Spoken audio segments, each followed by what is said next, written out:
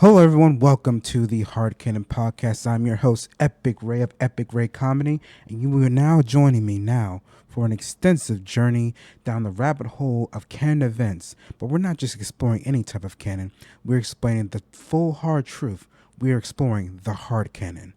I'm glad to be back here another week with everyone joining me for wherever you are around the world. I'm thankful for all you guys have been doing, pretty much all the views, all of the shares, and everything that you guys been doing. It has been a great blessing to me to actually be able to do this and enjoy it, be able to sit back and enjoy this time, be able to talk about some of my favorite things with you guys. And so we have a new topic for this week. My new topic this week is going to be about, we're going to be going down the rabbit hole of the Assassin's Creed franchise. And who better to start off than with everyone's favorite assassin? It is debatable, but I'm going to probably go everyone's pretty much favorite assassins because I've seen him in more games, more news, media outlets. Pretty much he is the iconic character that has driven it all forward. Ezio Auditore Da Firenze. And it is now time we talk about his card canon, his absolute canon events. And before I jump into that, I do express that people should probably read the books that come out with the Assassin's Creed franchise, because I know they have them starting from Altair going to Ezio, the trilogy. There is Forsaken with Hatham.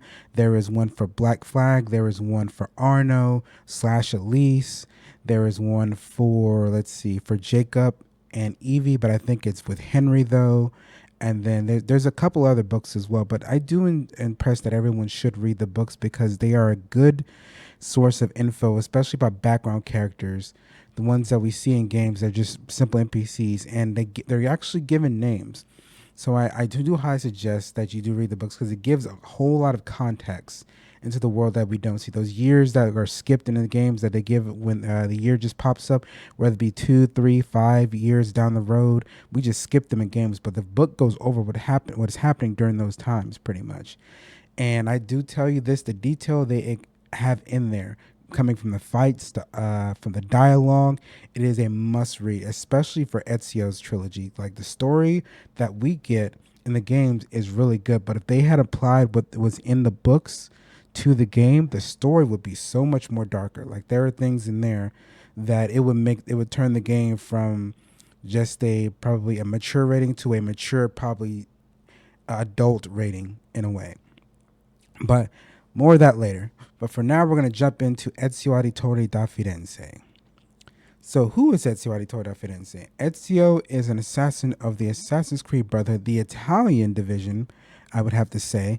And he is one of the first characters that we hear jumps into the mentor role. Now, Altair himself became the mentor at age 26, but we are not shown that in the game. The game pretty much ends, spoiler alert, with him killing his mentor, Al-Mualim, and then we jump into the Italian Renaissance where we meet Ezio and we follow him across 3 games, Assassin's Creed 2, Brotherhood, and Revelations. He becomes mentor in Assassin's Creed Brotherhood, and he's the first character that we see, the first assassin that we see become mentor on screen.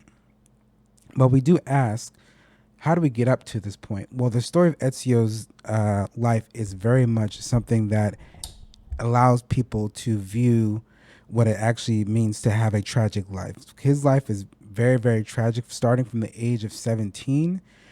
And what ends up happening, his family is betrayed by someone that they knew, and his father and his 2 brothers are executed on false charges. And now Ezio has to play the adult and head of the family as he has to grow up at this point. And he goes to receive training from his uncle. And his uncle ends up training him and divulging him in the knowledge of the Assassin's Creed history, the tactics, and the mindset of all that they have. And the assassin mindset is that everyone should have free will. So for a brief moment, I'm going to go over the creed of the assassins. The creed of the assassins is nothing is true, everything is permitted. I will say it once again. Nothing is true, everything is permitted. Now, it is discussed more in Revelations to what the actual doctrine means. And it is a doctrine that I hold pretty close to my heart because it's something that can be admired across all philosophies, all walks of life, and it can honestly be seen in lots of in some forms of religion. To say that nothing is true means that the foundations of society are fragile, and you must be the shepherds of your own civilization. What this means, it says that every foundation that has come and gone since then is on a fragile and on a very, very unshakable foundation. And you must be the people to help guide that civilization into a better tomorrow, into a better light, not to allow it to swallow into darkness, into greed, into power, into the things that ultimately end up destroying civilization, but allowing it to prosper and to grow into many more things. To say that everything is permitted is to say that we are the architects of our actions. And by saying that we are the architects of our actions, we must live with the consequences of our actions, whether they are good or bad, which basically means that if whatever actions that you choose to make, whether there is an inaction or an action, whether the action be good or considered bad, as it says, there's an equal and opposite reaction when it comes to the laws of physics. It's the same way with life as well. Every decision that is made, it may be good in some people's eyes, but it may be bad in some other people's eyes. And so therefore you must accept the consequences of your actions, the good with the bad. And that means that whether you're making a decision that you believe wholeheartedly in your heart is good, some people will not always take it as a good reason or a good choice. They will think differently, but it is ultimately your choice in that matter. And that is the Assassin's Creed motto, I should say, but it's probably something much more, the creed itself broken down.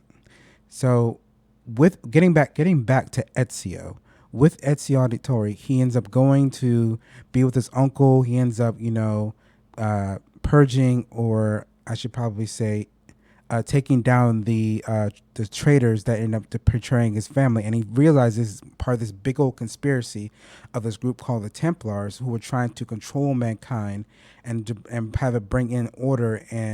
But the thing is, it does sound great on paper, as it says, it sounds great on paper, but the way they're going about it is bad.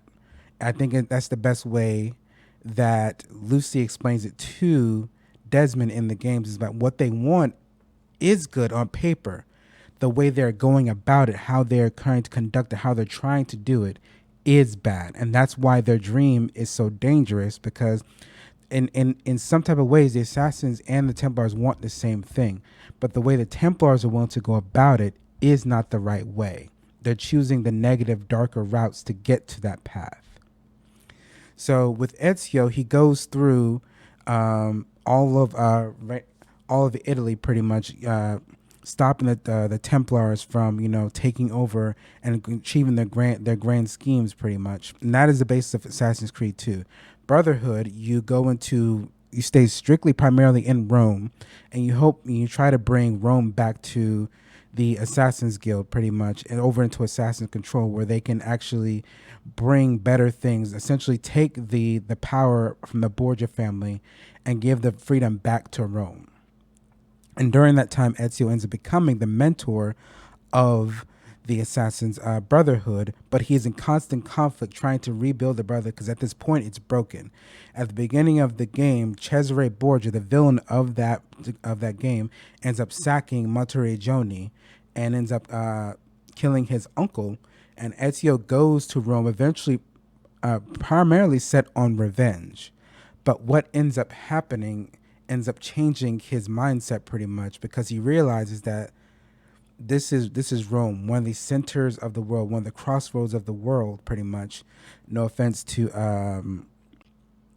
I'm drawing a blank here of Istanbul, pretty much, or many other places, but at this point, Rome was at its height, pretty much. This was a place seen as a beacon of religion, of religious freedom, of different philosophies. Everything pretty much came into Rome at this point. And he saw the devastation that the Borgia family was doing during the time, and he realized, as he was getting ready to go and take out Cesare, he realized that if I just take out one person, it's not going to solve the problem. That I need to strip away the power they have over the people and give the power back to the people so they are able to establish the rules and things that they need to have better lives. By solely giving that power to one family and their own influence, it promotes selfishness, it promotes greed, it promotes a lust for power that is not good. And so Ezio ends up going through majority of the second game, rebuilding the trust between the Brotherhood, trying to establish something strong and lasting. Because as of right now, the Brotherhood is very, very fragile. It's fragile to a point that there's mistrust. There is others that are, that they're being taken out. The assassin presence in Rome at the beginning of Brotherhood is very, very low. They don't have any allies. They don't have anyone that can help establish them to help them get some type of influence over Rome. So what ends up happening, Ezio shows up speaking with Machiavelli. Machiavelli believes that at this point that they were able to, take on the Borgia pretty much, and that he couldn't be more wrong at this point because the city is in disarray. The Borgia control almost everything in all of Rome, so it's hard for them to have some type of influence. And by eliminating Rodrigo Borgia, it would not help because guess what? Rodrigo did not have the power. He was not head over the Templars at this point. Cesare was, because Ezio broke Rodrigo Borgia's power in the previous game, Assassin's Creed 2. So by eliminating him, he would essentially be handing Rome over to another dictator. And if he was to eliminate Cesare, he'd be handing it over to another dictator. So it would not help to take out both of those men. In order to get Rome free, they had to break the grip that they had over the people.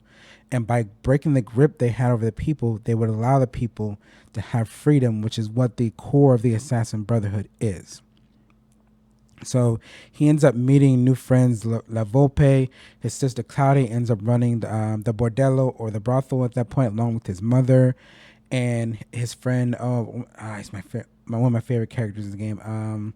Drawing a blank. Bartolomeo Di Viano, and he establishes the mercenaries. And throughout the game, you assist all three factions: the courtesans, the thieves guild, the mercenari, and you begin to help them defeat and crush the Borgia power over that time. And you also end up helping Leonardo da Vinci destroy some of the plans that were going to be used by Cesare to conquer all of Italy, because Cesare's goal at that point was to become king of all Italia.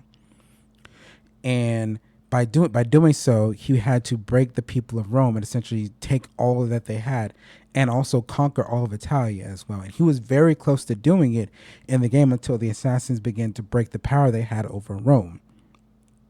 And by doing so, by getting the assassin influence back in Rome, the Borgia power began to break more and more. The influence that he had began to break more and more. And it got to a point that Cesare was forced to return back to Rome, and his grip over Roma was significantly broken. His allies had been taken out, and this was the point when Ezio was ready to strike. What ended up following, is years and years of conflict. This also included in the book the years afterwards, after Cesare was arrested, because Ezio didn't eventually end up killing him. He was arrested first, and then the books follow the years afterwards. So it was a point of almost 6-7 years after Cesare was eventually captured and sent to jail. And the books go over that of Ezio realizing that, hey, he may be out of power, but he still has some influence, and he's going to still try and use his influence, no matter how small, to still take over Italia. So if you want the extension of that time, from the time when Ezio gets, spoiler alert, the Apple of Eden back that he lost at the beginning of the game, to the point where you confront Cesare, read the books. It is a very good extension of that, and it will help you understand things a whole lot more.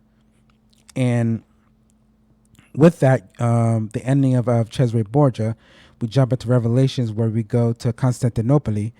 and we meet and work with the Turkish Brotherhood under one of my favorite characters, Yusuf Tazim da Istanbul, and they pretty much are trying to protect their prince, Suleiman, and Ezio tries to find the keys to the Masyaf library, where there is a treasure trove of knowledge that Ezio wants to find and bring back to the Brotherhoods so they can gain knowledge and experience. And he ends up meeting one of loves of his life, Sofia Sortor, and they establish a love interest and a connection, and Ezio ends up having a marriage with her, producing two kids. It is eventually his point where he's able to settle down and retire and realize that I made this my entire life. It's time for me to settle down and ultimately just have the peace that I've worked so hard for in my life. And it goes even into Embers. So he's the first assassin that we meet that we follow him from his birth, because his birth is shown in Assassin's Creed 2 to the point where we see him pass away in Assassin's Creed Embers. So he's the first assassin in all of AC history that we follow from birth to end. And it is a great story. I do recommend that people play the game. I do recommend that people read the books, because he is an amazing character to watch. And you see his mindset change so much from the time he is 17 before he joins the Brotherhood to the time he is an old man. It is a very, very big change. And even from AC2 to AC Brotherhood, you see his mindset change as well, because he's not so eager to jump in about. He's not so eager to start fighting, to jump into conflicts. He thinks, he prioritizes, he thinks strategically, more importantly, when others are willing to just jump and fire into battle. His philosophy, his mindset changes so much from AC2 to AC Brotherhood, and you see the wisdom of that established more in AC Revelations. And so as we get more and more into his character, we begin to see the highlights of Ezio's character and of his story. Pretty much all of the sequences that we see and play in the games are highlights in Ezio's life, and to incorporate them into just one game wouldn't give it justice, because just to put in AC2, Brotherhood, and Revelations, you'd probably end up being a 45-hour game just with the story itself, the content and everything. So the fact they borrowed over 3 games is very, very good, and that's something that we got to be able to love and enjoy with this character. So you may be asking, with all this information, all that we have established and everything that we've been able to do, what would you say is his absolute canon event? With Ezio's absolute canon event, there are so many points to talk about what essentially got him on the path to being the assassin that he is right now. So I'll take a moment to ask you guys, when you are listening to this episode, to down in the comments, what do you believe is Ezio Auditore's absolute canon event? What do you believe is the moment that brought him that started him on his journey to becoming the assassin that we all know, and eventually the mentor over a Brotherhood? So there are some points, and I want to focus on 2, but I want to try and establish 3. So the 3 that I have established that are his absolute canon moments, and I'll go over each one of them. My first one is the essential the murder of his brother, his 2 brothers, and his father, Giovanni Auditore. This moment changed Ezio significantly in the games. This was the point that even as he jumps into Brotherhood and even as he jumps into Revelation, it's still in his mind on why he continues to wake up and do what he does, why he's continued this assassin life as long as he had, because he was doing it to honor his brother, his father and his brother, because of the treachery that happened with him. And it took him years, significant amount of years, close to 50 years, I probably believe. It took him nearly 50 years to for him to understand, like, I have done all of this in the name of my father and my brothers, but I have to finally lay down my sword, lay down my blade, and find the time to find peace and be able to establish the time for my own. His father and his brothers, pretty much. And it was something that was an event that traumatized him even as he jumped into his adulthood. And you see that more and more as he begins his journey as an assassin. And if you get a chance to read the books, the whole scene with his father and brothers being executed is a very, very dark scene that you can see why it crushed him to his soul. And it ended up hurting. I ended up reading the audiobook or listening to the audiobook of the Assassin's Creed 2, and it is a very, very dark chapter in Ezio's life, and you see why it eventually ends up changing him and bringing him into that life, because he wants to honor his brothers, but he also wants to make a note as he goes into the Brotherhood, that he wants to make sure that any injustice that is done, that you can stop, anything that you can do to make sure, like, hey, I want to make sure that this does not happen to more people. I want to make sure that injustice will eventually get paid for, and that the people who are given injustice are given justice. Oh, that was almost a tongue twister. They are given the justice that they deserve, especially when there is no one that seems that they're going to fight for them. And so this is a significant point, because what ends up happening after this point, Ezio, his family's pretty much broken at this point, and he goes to be with his uncle, and he starts down the path, his training, his mindset, all his knowledge. He begins to essentially take on his family's work after the execution of his father and brothers, and it stays with him all of his life, and it becomes a driving force that what happened to me, I'm not going to let happen to others. And it ends up changing him in some ways, and you see the darker sides of him as he goes through his first few missions, having to take down the Templar brother. And he's a very, very brutal person, and he has a very, very, very, very harsh mindset of those, especially when it comes to treachery. And even thinking in our own lives, like, treachery is very something difficult we are able to, as human beings, are difficult to deal with, because if someone who betrays you or is a traitor in your life, you don't, at that point, you don't trust them anymore. As a person that significantly hurts you in the worst way, this is someone that you trust, you had a bond with, someone that you've given secrets to, someone that you have established a friendship with, and for them to turn their backs on you, and for this case, the person who did it, he did it for power and for money. It shows that the trust and everything cannot be fixed. And not only did you break the trust of my family, you were responsible for the death of them. So you try to, and Ezio wanted to establish that as being assassin, to make sure that if there is any injustice and I can do something to stop it, that is what I'm going to do. And then we're going to jump into my second absolute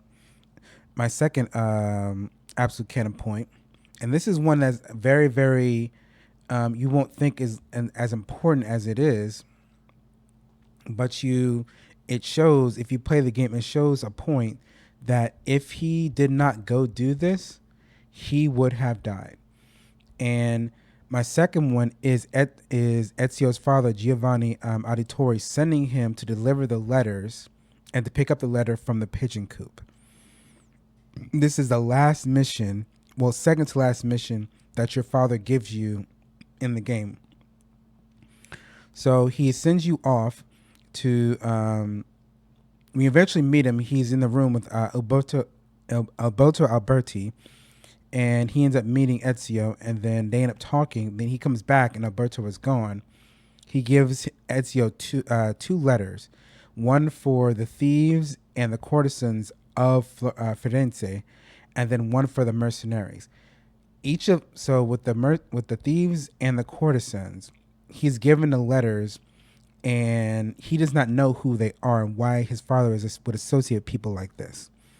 The second letter, which is given to the mercenaries, or whichever way that you do it in the game, the mercenary gives Ezio a warning for his father. He says, like, you need tell your father to leave.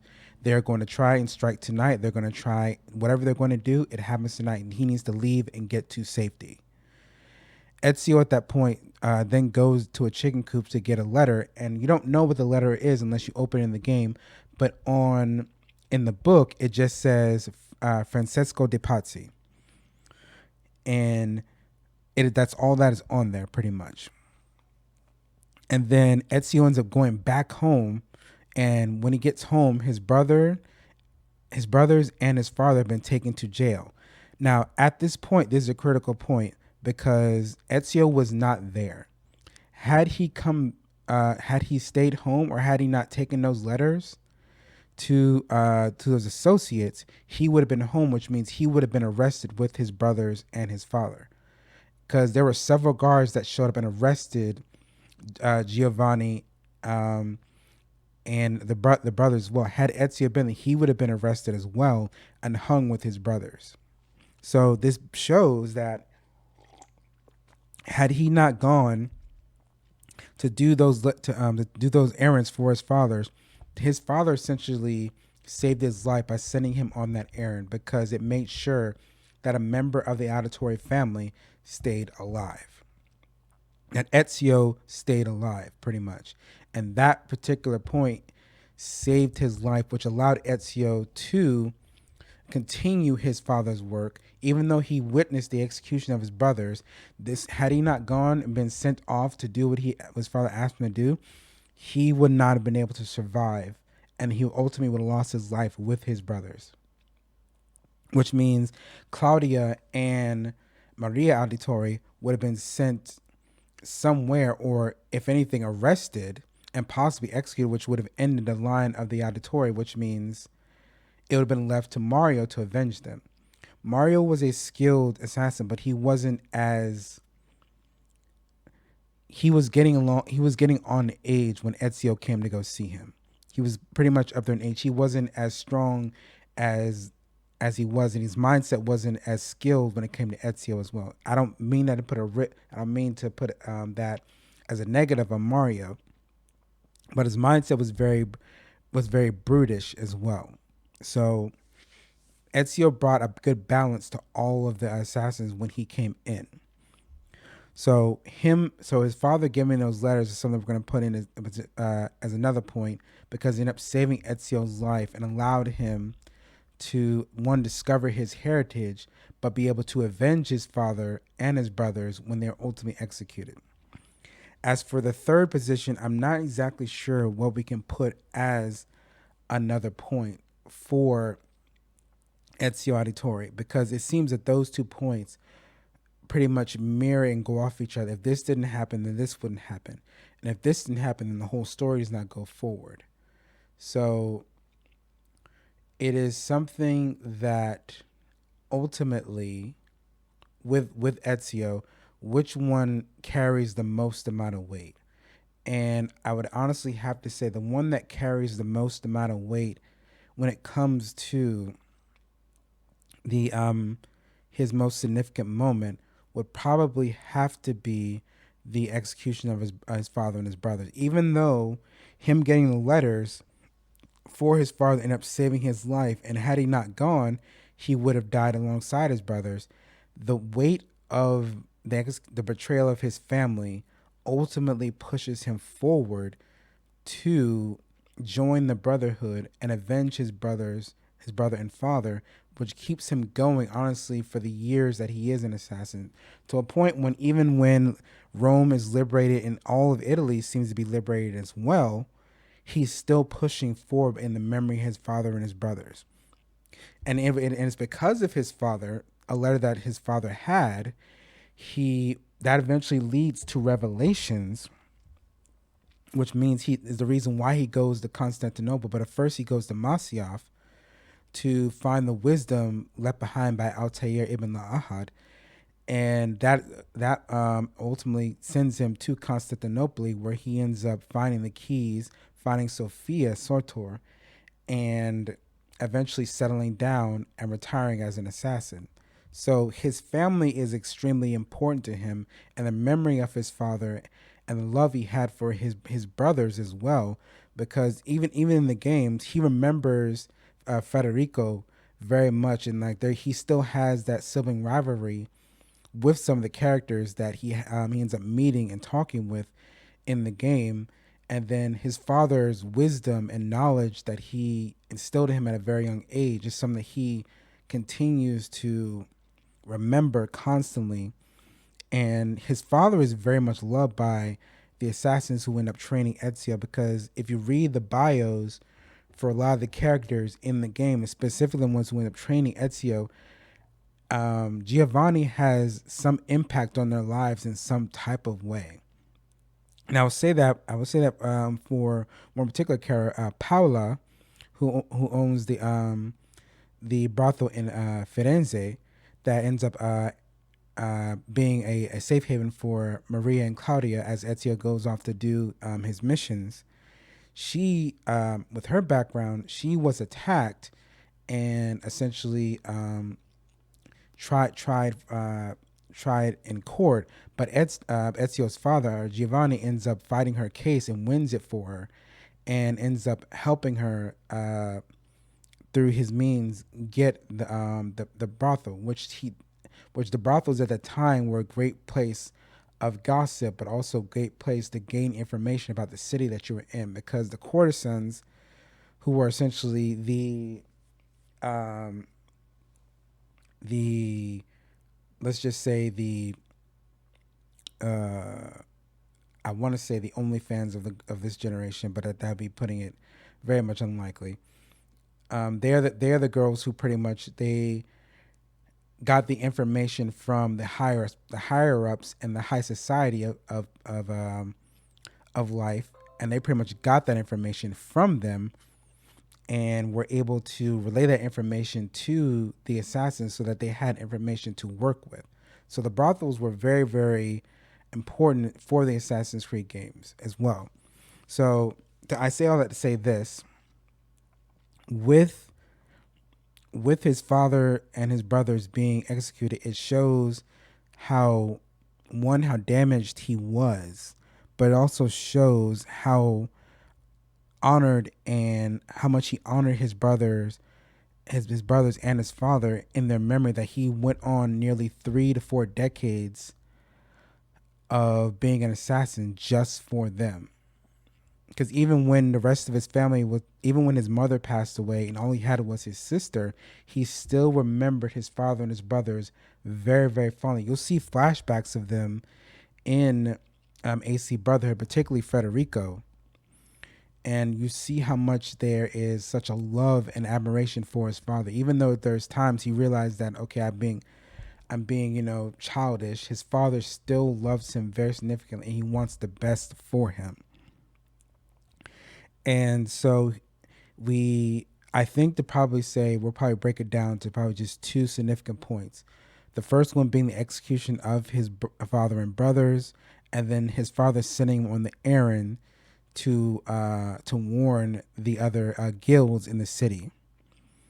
For they essentially go hand in hand. For if FCO did not go out to get the letters, to deliver the letters, he would have been captured and tried with his brothers.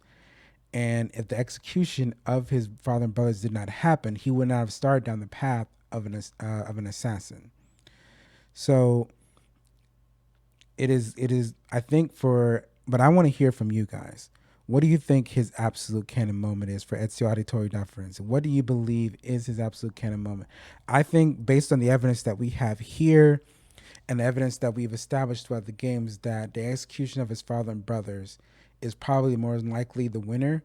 But I still have a strong contender that his father sending him with the letters is probably one of the most significant points in the series. Because if we had to compare it with Peter Parker, for Peter Parker, the absolute canon moment is Uncle Ben dying. But him being bitten, by the spider ultimately gave him his powers, but the driving force that led him to continue being Spider-Man was the death of Uncle Ben. So as much as I want to say the letters have the more important point over the death of his father and brothers, the letters is what protected him, but the death of his father and brothers is what drove him.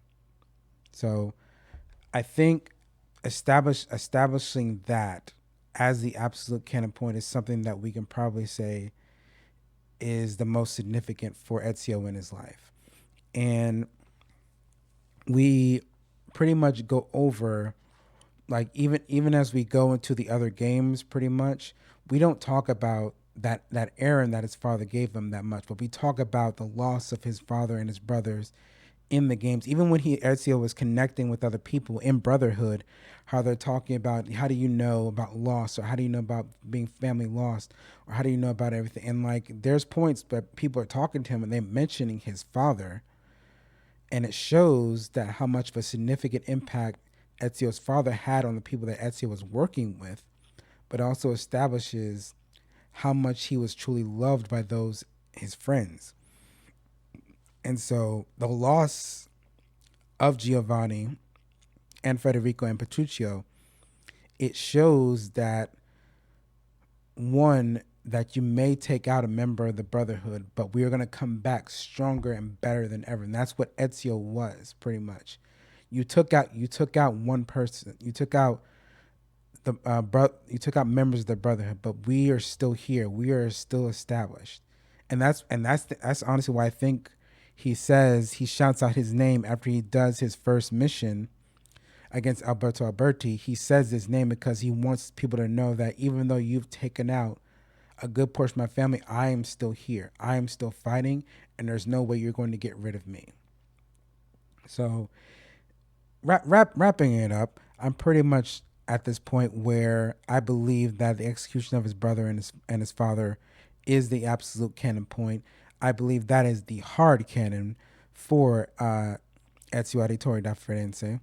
And if you have a difference of opinion, let me know down in the comments. What do you believe his absolute canon moment is? What would you say is his absolute canon moment for him? If you have a difference of opinion, if you agree with me, let me know down below.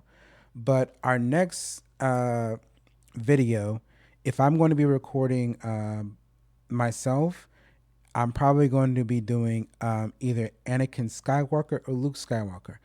Let me know which one would you would like to see. Would you like to see Anakin, find out what his absolute canon moment, or shall we dive into Luke Skywalker and find out what his absolute canon moment? They're two great characters that we can definitely have a lot of content to talk about. There's a lot of stories. There's a lot of absolute canon moments that we can do, especially for Anakin. And then I'm pretty sure there's some that we can especially do for Luke. But if I do have a guest with me next time, then we'll have someone that we can actually do these videos with. But ultimately, we're probably going to end up doing Anakin or Luke, or if I'm able to get the content out in time, we'll end up just having us continue down the Assassin's Creed line, and we'll jump into Altair Ibn Ahad, and then we'll jump into Connor, and then we'll jump into particularly all the Assassin's Creed line as far as we want to end up going. But I do enjoy, and I thank everyone for joining me for another episode of the Hard Canon Podcast. This was kind of a short one that I was able to do. But and again, there wasn't that much content to go over because the point at which that drove Ezio is pretty significant. So it is something in this character that it has a strong motivation for him to keep going and being that strong sense of justice that we see in the games. So once again, I am Epic Ray of Epic Ray Comedy, and this is not only just canon, this is hard canon. You guys have a good day.